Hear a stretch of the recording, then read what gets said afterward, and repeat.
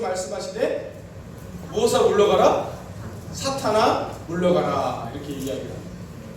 그리고 11절에 보면 이에 마귀는 예수를 떠나고 라고 그렇게 기록하고 있습니다.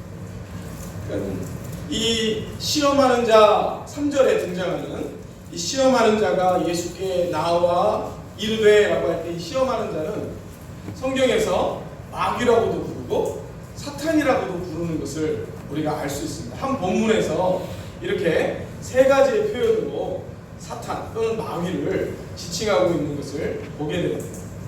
성경 전체적으로 보면 사탄이라는 말이 신구약 성경 전반에 걸쳐서 등장을 합니다. 마귀라는 단어는 사실은 신약 성경에만 등장을 해요. 구약 성경에는 마귀라는 단어가 한 번도 안 나옵니다. 마귀라는 단어가 무슨 의미고 사탄이라는 단어가 무슨 의미인지를 굳이 나눌 필요는 없어요. 그러나 만약에 나눈다면 사탄을 아마 이름이라 이렇게 부를 수 있을 겁니다. 이름. 그리고 마귀는 그냥 일반적으로 사람들이 생각하는 어떤 영적인 존재라고 하는 의미로 마귀라는 단어를 쓴 것 같아요.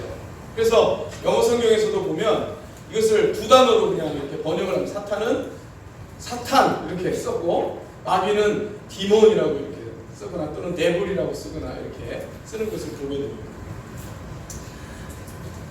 여러분 여기 이 사탄 또는 마귀라고 표현되는 이 자가 예수님께 시험을 하기 위해서 다가오는 장면이 오늘 우리가 읽은 이 본문입니다. 깜짝 놀랄 만한 사실은 일입니다. 이 내용이. 왜냐하면 예수님을 시험한다고 한다는 사실이 깜짝 놀랄 만한 것이죠. 예수님도 시험을 받는다? 이것이 참으로 깜짝 놀랄 만한 시험하는 자가 예수님도 시험한다면 여러분 우리는 어떻겠습니까? 우리 모두는 다 그 시험하는 자의 시험의 대상이 되는 거죠. 그래서 에베소서에서는 이렇게 6장에 보면 우리의 씨름은 혈과 육에 대한 것이 아니요 하늘의 악한 영들과 권세 잡은 자들과의 싸움이라 이렇게 이야기를 합니다. 성도들을 이야기하는 겁니다. 성도들이 신앙생활을 하는 과정 속에서 반드시 이 싸움이 있다는 겁니다. 근데 그 싸움의 대상이 누구냐면 오늘 이 본문에 등장하는 사탄, 마귀, 그리고 시험하는 자라고 지칭하는 바로 이 존재입니다. 여러분 우리가 쉽게 이 존재를 무시하거나 또는 굉장히 가볍게 생각하는 그런 경향이 없지 않아 우리 가운데 있는 것을 발견하게 됩니다. 그거 아무것도 아니야 라고 할 수 있습니다. 물론 예수 그리스도 안에서 이미 예수 그리스도의 승리 안에 있는 우리에게 사탄은 우리를 넘어뜨릴 수 없는 존재입니다. 그럼에도 불구하고 언제나 우리 성도들 곁에서 성도들을 유혹하고 성도들을 넘어뜨리기 위하여 호시탐탐 틈을 노리고 있다는 사실을 우리가 꼭 기억해야 하겠습니다. 그래서 우리가 어떻게 이 사탄을 생각하고 그리고 이 사탄과의 이 싸움에서 이겨낼 수 있느냐 하는 그 모델을 오늘 이 본문 예수님의 모델을 통해서 함께 생각해 보고자 하는 겁니다. 여러분 마태복음 13장 19절을 한번 찾아보십시오. 마태복음 13장 19절.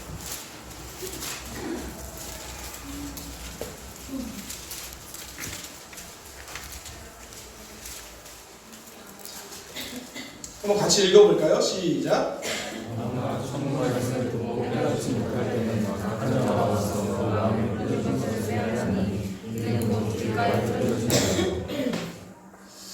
여러분 여기에 누가 등장하죠?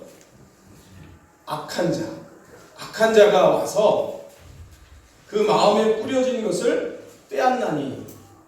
지금 이 본문은 예수님께서 네 가지의 밭에 대한 비유를 말씀하십니다. 하나님의 말씀이 전해졌을 때 그 말씀에 대하여 반응하는 사람들의 모습을 네 가지의 유형으로 나눴는데 그것을 밭의 유형으로 말씀을 하셨습니다. 비유를 하신 거죠. 그래서 하나님의 말씀을 씨앗으로 비유를 하시고 그리고 그 말씀을 듣는 사람들을 이렇게 밭으로 비유해서 그 네 가지의 유형을 나눴습니다. 그런데 그 가운데 첫 번째 유형이 바로 길가에 뿌려진 씨앗이라 이렇게 말을 하죠. 그런데 그 길가에 뿌려진 씨앗이 무엇을 의미하는지에 대해서 예수님이 해석을 해주는데, 그 해석해주는 내용이 바로 이 19절 말씀입니다. 천국 말씀을 듣고 깨닫지 못하는 자가 있다는 겁니다. 그런데 왜 깨닫지 못하느냐? 그 이유가 뭐냐? 그것을 이렇게 설명합니다. 악한 자가 와서 그 마음에 뿌려진 것을 빼앗기 때문이다.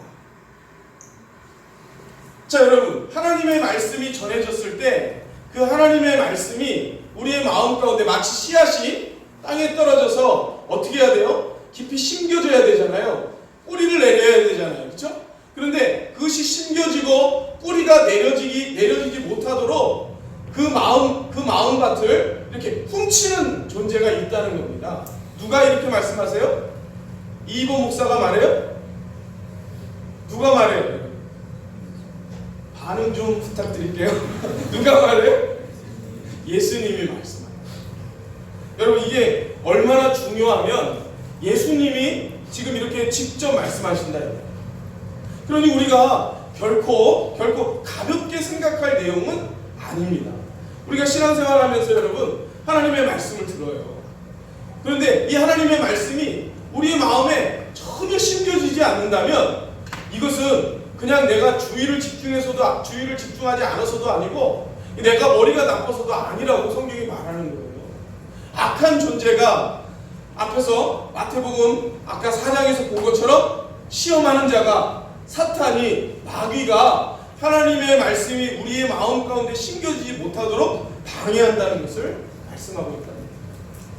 여러분, 그러니 우리 눈에 보이지는 않지만 바로 그와 같은 악한 세력이 늘 하나님의 사람들 주변에서 하나님과의 관계를 끊어내기 위한 그런 모습으로 존재하고 있다 하는 것을 우리가 생각하고 기억할 필요가 있다는 겁니다.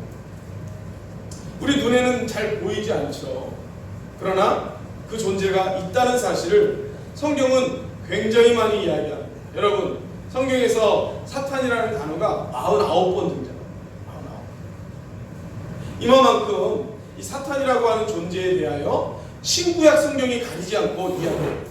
여러분, 우리가 잘 아는 대로 이 사탄이 제일 먼저 어디에 등장하죠? 창세기 3장에 등장하잖아요. 누구가 있을 때? 아담과 하와가 처음 있을 때, 그때부터 사탄은 이 아담과 하와로 하여금 하나님의 말씀을 의심하게 하고 하나님으로부터 멀어지게 하고 또 하나님께서 그들에게 부여해 주신 자신의 정체성을 의심하게 만드는 모습으로 사탄은 계속해서 아담과 하와 이후에 오고 오는 모든 세대에게 동일한 방식과 원리로 다가오고 있다는 사실을 우리가 꼭 기억해야 한다는 것입니다. 그래서 사도 바울이 우리의 싸움은 눈에 보이는 것과의 싸움이 아니라고 말하는 겁니다. 그 눈에 보이는 것 배후에 존재하고 있는 악한 영이 있다는 사실을 성도들은 기억해라 라고 말합니다. 여러분, 우리 에베소서 한번 4장을 한번 찾아봅시다. 에베소서 4장 27절 말씀.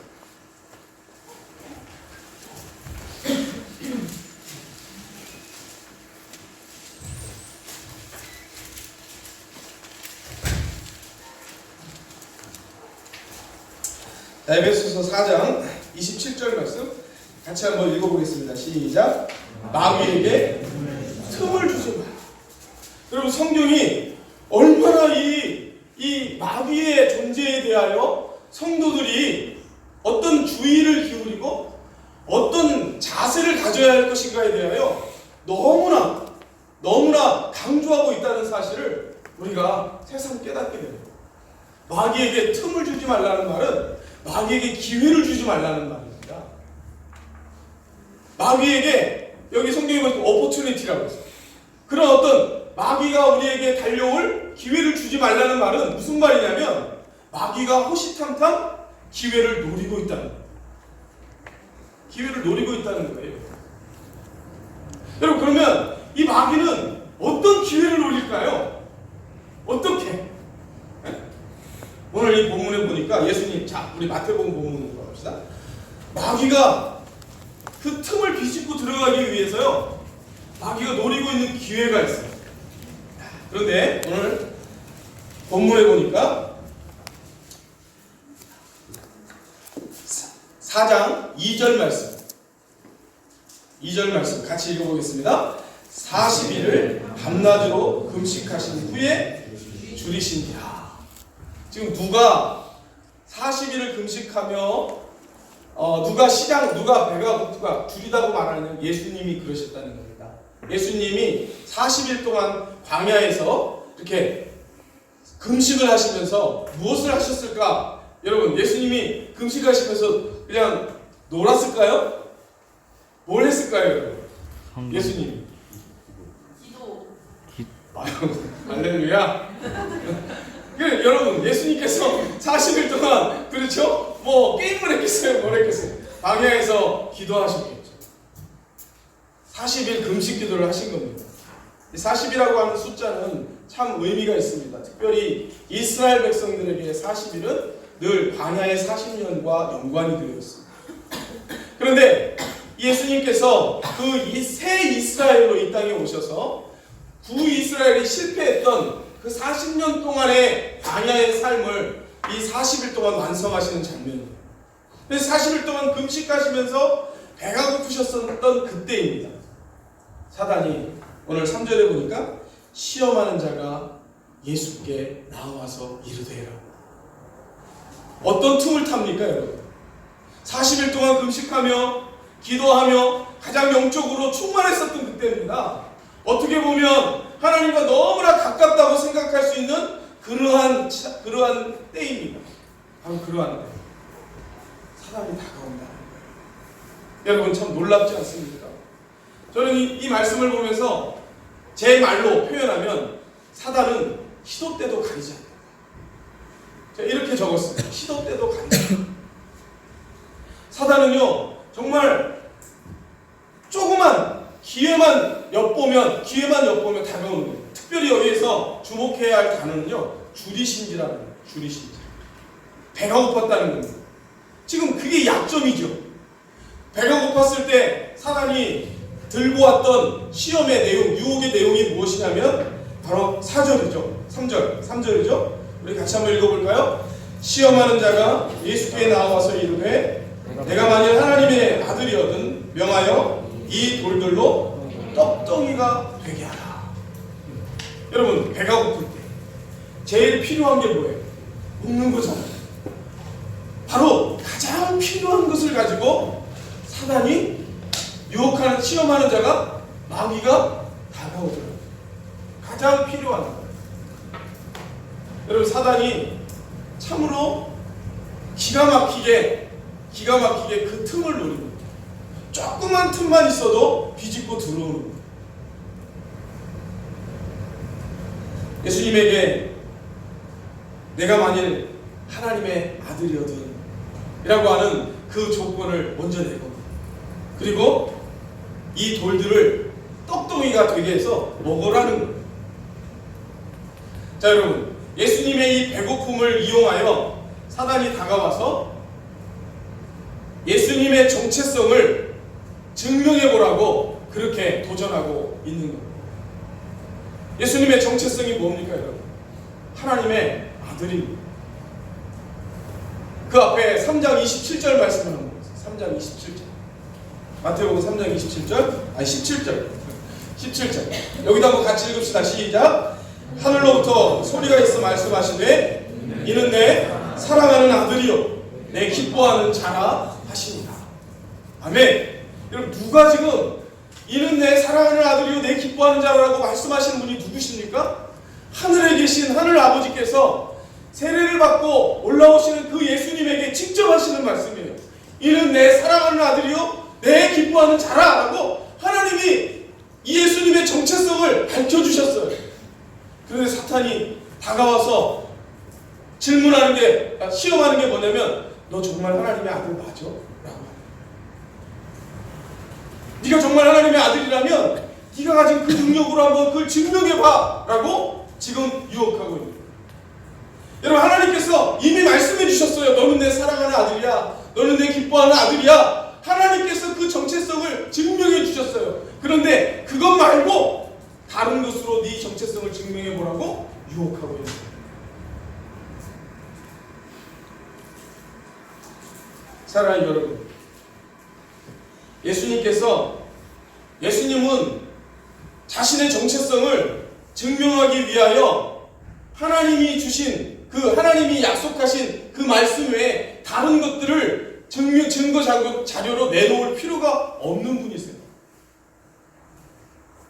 하나님이 예수님에게 너는 내 사랑하는 아들이야, 너는 내 기뻐하는 자야 라고 하는 그것으로 충분한 거예요.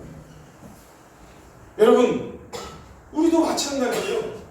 성도가, 하나님의 백성이 너는 내 아들이야, 너는 내 자녀야, 너는 왕같은 제사장이야 라고 우리 하나님께서 우리에게 약속의 말씀을 통하여 주신 것 외에 다른 것으로 우리의 정체성을 증명해 보일 필요가 없는 겁니다. 다른 것을 근거자료로 끌어들여서 그것을 근거자료로 제시할 필요가 없는 겁니다. 하나님이 우리에게 하신 말씀만으로 충분한 겁니다. 여러분 믿으시기 바랍니다.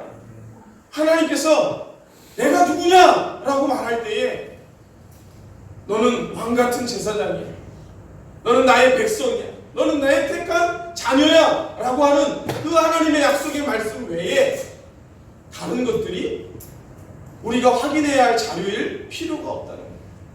그것으로 충분하다는 거예요. 여러분, 사탄은 늘 우리에게 다가와서 그렇게 도전하는 겁니다. 야, 너 정말 하나님의 아들 맞냐? 너 하나님의 자녀 맞냐? 왜요? 야, 너 그런 자격이 있어? 라고 묻는 겁니다. 여러분, 우리가 하나님의 자녀가 되고 하나님의 백성이 되는 것은 우리의 자격 때문에 되는 게 아닙니다.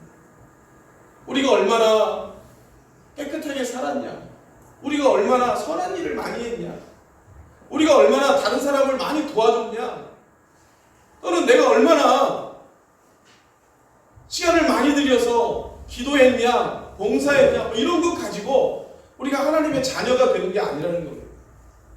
우리가 하나님의 자녀가 된 것은 우리에게 조건이 있지 않고 우리를 택하신 아버지에게 조건이 있다는 사실을 믿으시기 바랍니다. 그래서 그 하나님께서 우리에게 너는 나의 택한 나의 백성이야, 너는 내가 택한 왕같은 제사장이야 라고 하시는 그 말씀으로 충분한 겁니다. 그거에 대해서 의심하고 그것을 내가 증명해보기 위해서 다른 것들로 내 정체성을 증명할 이유가 없다는 거예요. 내가 그 믿음, 이 하나님의 약속의 말씀을 믿고 그렇게 사는 거지, 그것을 증명하기 위해서 다른 것을 끌어들일 필요가 없다는 것이죠. 여러분, 사탄은 늘 이렇게 우리에게 우리의 정체성을 의심하게 합니다. 무엇으로?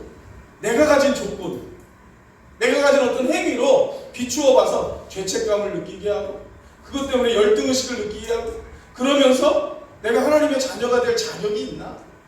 내가 하나님의 백성이 될 자격이 있나? 내가 목사가 될 자격이 있나? 계속 이렇게 나의 자격을 가지고 운운하게 만듭니다.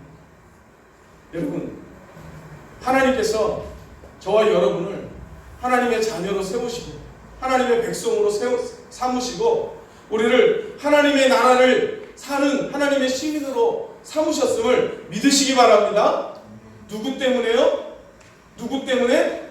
예수님 때문에. 할렐루야. 누구 때문에요? 예수님 때문에. 예수님께서 십자가에 못 박혀 죽으시고 부활하신 그 사건 때문에 오늘 저와 여러분이 하나님의 자녀가 되고 하나님의 백성이 된 겁니다. 그래서 여러분, 우리가 늘 우리의 구원을 이야기할 때 반드시 기억해야 될 두 가지가 있습니다. 첫째는 예수님이 누구냐라는 것을 꼭 알아야 하는 겁니다. 예수님. 두 번째는 그 예수님이 무슨 일을 하셨냐, 이걸 아셔야 됩니다. 예수님은 참 하나님이시며 참 인간이라는 사실을 우리는 말씀을 통해서 꼭 배워야 하는 것이고, 예수님이 우리의 구원을 위하여 이 땅에 성육신하셨고 십자가에서 죽으셨고 사흘 만에 부활하셨다고 하는 사실을 반드시 알아야만 하는 거예요. 왜냐하면 이게 왜 중요해요? 이것이 바로 우리의 구원의 유일한 조건이 되기 때문에 그렇습니다. 그거 외에는 없는 거예요. 우리가 하나님의 백성이 되기 위하여 그 어떤 다른 조건은 필요하지 않는 거예요. 하나님이 행하신 그 일을 믿는 것 외에는 없는 거예요. 예수님께서 하나님으로부터 부여받은 그 정체성을 사단이 와서 흔들고 있는 거예요. 야, 너 정말 하나님의 자녀 맞냐? 하나님의 아들 맞냐? 그러면 증명해요. 여러분, 우리가 가진 그 어떤 것으로 우리가 하나님의 자녀요, 하나님의 백성인 것을 증명해 볼 수 있습니까? 우리가 무엇을 한들 우리가 하나님의 백성이 되고 하나님의 자녀가 되는 자격을 얻을 수 있을까? 우리가 가진 그 어떤 것으로는 하나님의 의를 이룰 수 없기 때문에 어떤 것도 하나님의 자녀가 되는 데 조건이 될 수 없는 거예요. 그러니 그러한 시도는 하지 마십시오. 또 그러한 마음이 들 때 그것 때문에 여러분 마음이 무너지는 일이 없기를 바랍니다. 자격이 있어서 이 자리에 서 있는 사람은 한 명도 없습니다. 우리는 자격으로 서는 게 아니고 은혜로 서는 겁니다. 우리 한번 같이 고백합시다. 자격으로 서는 것이 아니고 은혜로 서는 겁니다. 그렇습니다. 우리는 다 은혜로 서는 겁니다.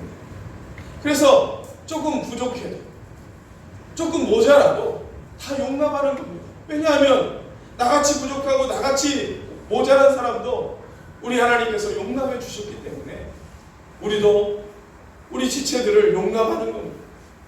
품는 겁니다. 여러분. 그의 자격을 운운하는 것이 아니고 하나님이 우리에게 주신 은혜를 나누는 겁니다. 그게 교회 공동체입니다. 예수님께서 그 사단의 그 유혹의 그 정체를 아시고 이렇게 말씀하십니다. 4절 말씀을 우리 같이 한번 읽어봅시다. 4절 시작. 예수께서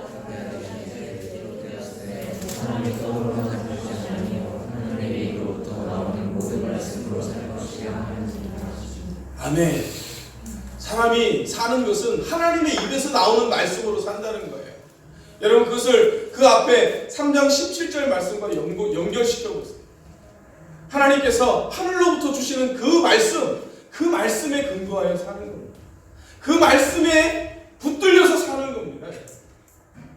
내가 가진 조건, 내가 가진 어떤 능력, 내 세상의 어떤 여러 가지 정황, 그런 것으로 하나님 앞에 서는 게 아니라는 거예요. 하나님의 말씀으로 사는 거예요. 그 약속의 말씀에 우리의 정체성이 확인이 되는 거예요. 그걸 다른 말로 쉽게 말하면 믿음으로 산다고 하는 거예요.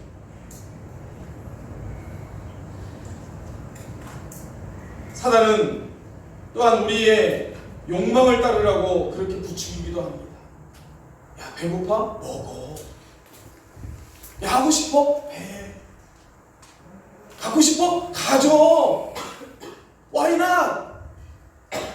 사단은 우리의 허영심을 부추기며 우리가 가진 능력을 자신의 존재를 증명하는 일에 마음껏 사용하라고 그렇게 부추겨. 너는 너야. 넌 뭐든지 할 수 있어. 해봐. 우리의 욕망을 따르라고 말합니다. 본능을 따라서 살아가라고 그렇게 이야기합니다. 여러분 어쩌면 우리가 살고 있는 이 시대는 점점 더 그러합니다. 너희의 본능, 너희의 본성, 너희의 욕망 그것을 절제할 필요 없어. 네 마음 가는 대로 살아. 속지 마십시오. 이건 절대로 성경의 원리가 아닙니다. 이건 절대로 하나님이 말씀하시는 하나님의 백성들의 삶의 방식이 아닙니다. 이것은 세상이 너무나 아름답고 너무나 좋은 모습으로 포장하였을 뿐이지 이것은 사단이 우리에게 다가와서 주는 유혹입니다. 성경은 이렇게 말합니다. 육체의 욕심을 따라 살지 말고 성령을 따라 살으라고 말씀합니다. 여러분 기억하십시오. 하나님의 백성은 육체의 욕망을 이겨내고 성령을 쫓아 순종하며 사는 삶이 하나님의 백성이 살아가는 삶의 기준이요 원리인 겁니다. 그래서 때로는 이 육체의 욕망과 우리 안에 있는 이 본성의 목소리와 성령의 목소리가 충돌을 일으킬 때 우리 안에 갈등이 있고 싸움이 생기는 거예요. 그럴 때 우리는 선택해야 하는 겁니다. 무엇을 따를 것이냐? 어디에 순종할 것이냐? 여러분, 우리가 육체를 따라 우리의 본성을 따라 살면 망하는 겁니다. 그것은 왜 그러냐면 죄로 심하게 부패된 삶의 방식이기 때문에 그렇습니다.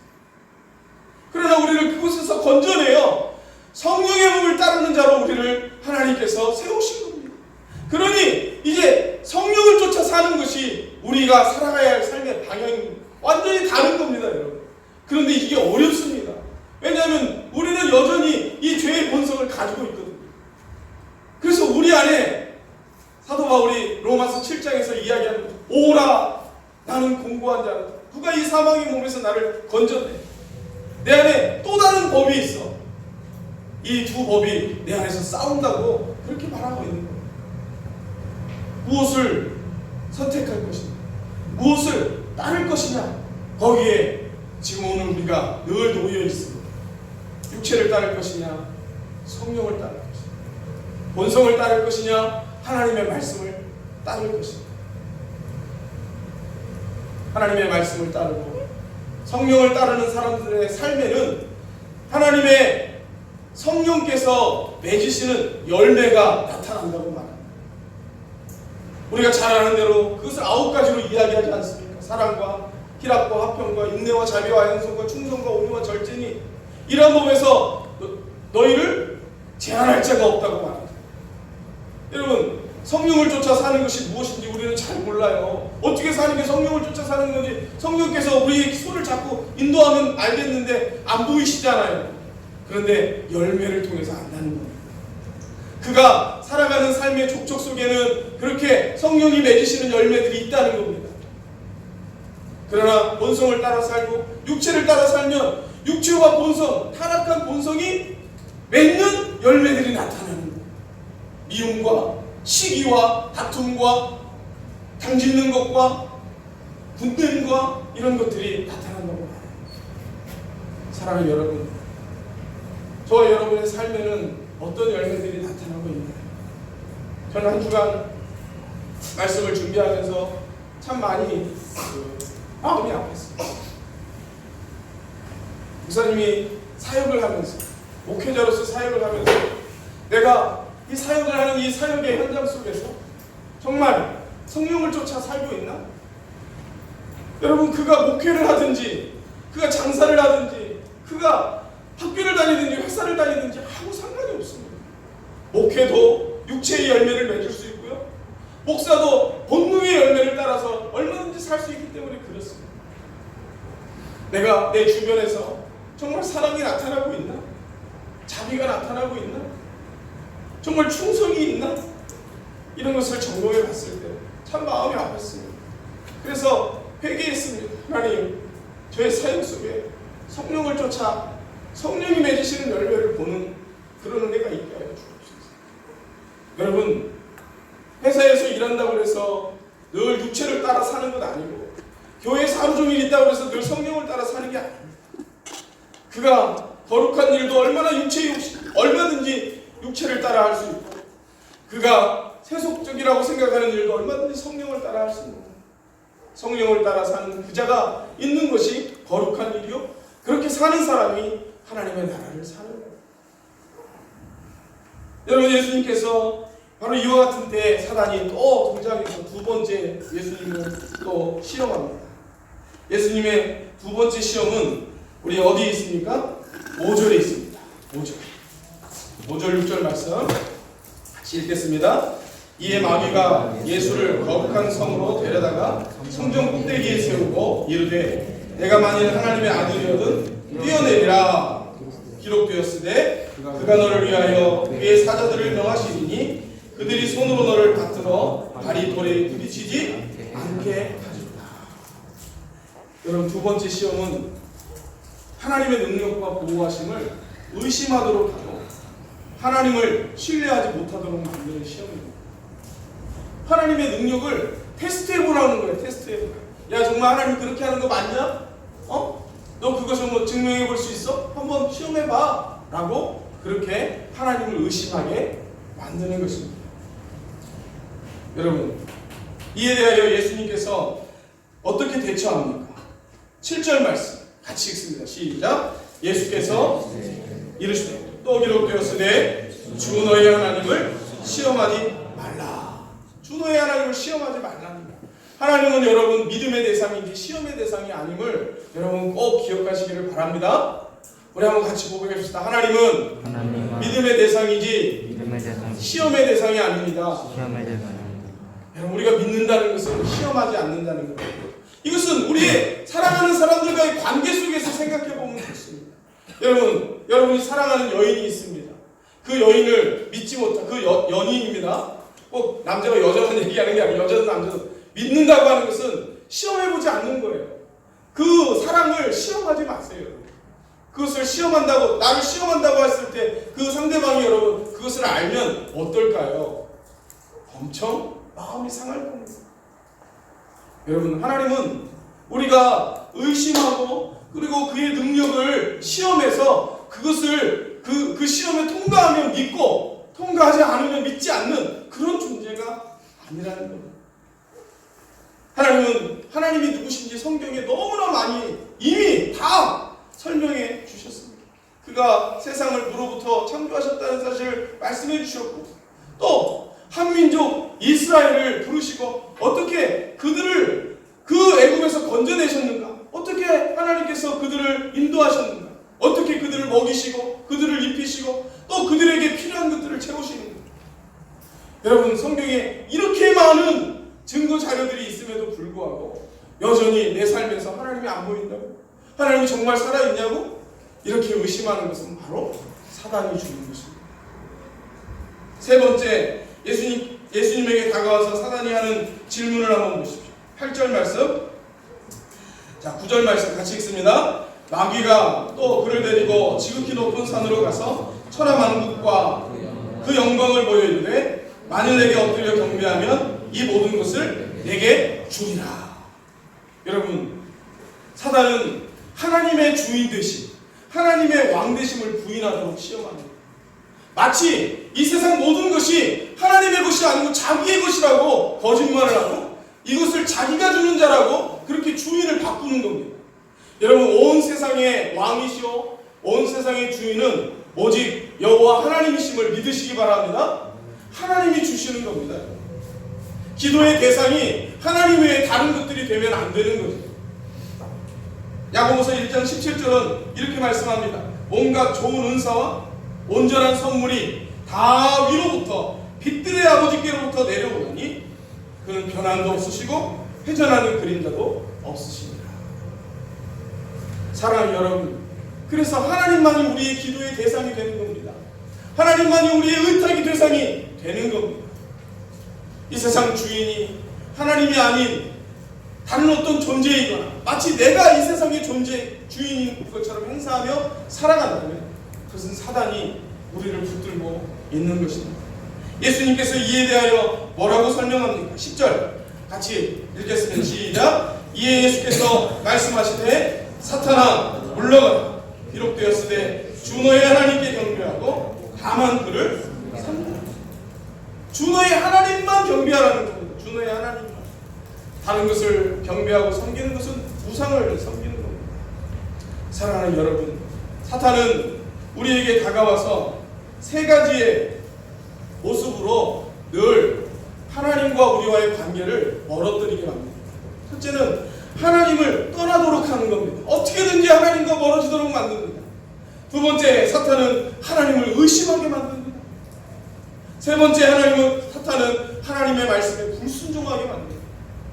여러분, 사탄이 우리 안에서 육체의 욕심을 따르도록 사는 것, 그것은 부차적인 겁니다. 제일 근본적인 것은 어떻게든지 하나님과의 관계를 멀어지게 합니다. 이게 사탄이 우리를 시험하는 근본적인 모습입니다. 여러분, 아담과 하와가 바로 이 시험에서 실패한 겁니다. 하나님의 말씀을 의심하고 하나님의 능력을 의심하고 하나님의 하나님 되심을 부인하도록 만들었던 사탄의 세력에 실패한 겁니다.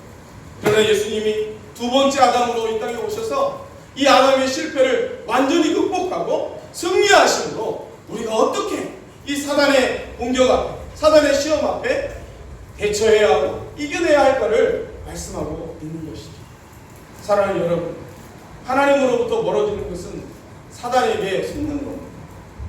사단을 이길 수 있는 것은 하나님 앞에 깨어있는 겁니다. 여러분, 마지막으로 우리 야고보서 4장 7절 말씀을 같이 찾아보고 마치겠습니다.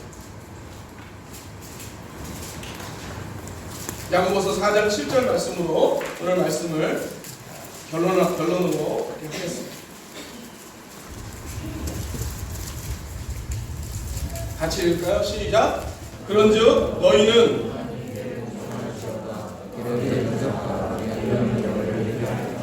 아멘. 따라해봅시다. 마귀를 대적하라. 그리하면 너희를 피하리라. 여러분, 마귀는 같이 옆에서 같이 동행할 존재가 아니고 대적해야 할 존재입니다. 마귀를 대적해라.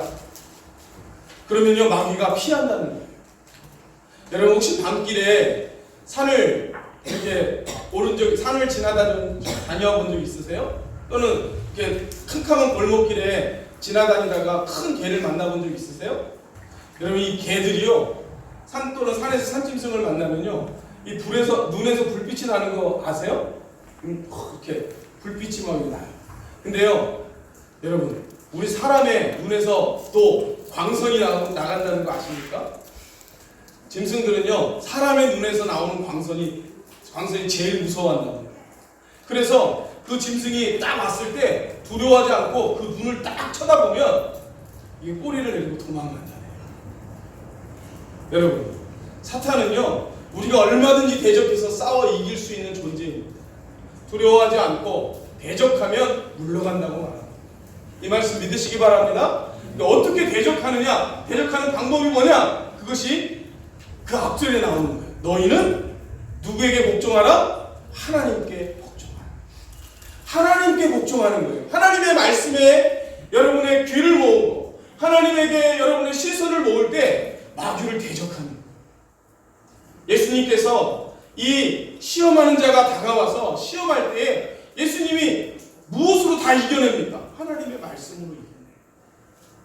사랑하는 여러분, 저와 여러분이 사는 이 땅 가운데에서 우리의 신앙생활 속에서 늘 사단은 어떠한 틈이 보이면 그 틈을 비집고 들어와서 하나님과 우리 사이를 이간질하고 하나님과 우리 사이를 멀어지게 만듭니다. 그것이 게으름이 됐든 그것이 돈이 됐든 그것이 어떤 것이 됐든 여러분, 그때 하나님에게 주목하고 하나님의 말씀에, 약속의 말씀에 굳게 서서 마귀를 대적하고 하나님과의 그 관계가 절대로 끊어지거나 단절되지 않도록 여러분들이 깨어있기를 주님의 이름으로 축원합니다. 우리가 또 한 주간도 살아갈 겁니다. 우리의 삶의 자리에서 여러 가지 모습으로 사탄이 다가옵니다. 여러분, 그 틈을 주지 마십시오. 하나님께 시선을 고정하십시오. 하나님의 약속의 말씀에 여러분의 귀를 고정하십시오. 그리고 그 하나님의 약속의 말씀을 믿으십시오. 하나님께서 저와 여러분을 이 한 주간도 의의 길로, 진리의 길로, 생명의 길로 인도하시기를 주님의 이름으로 축원합니다. 우리 다 같이 찬양하겠습니다.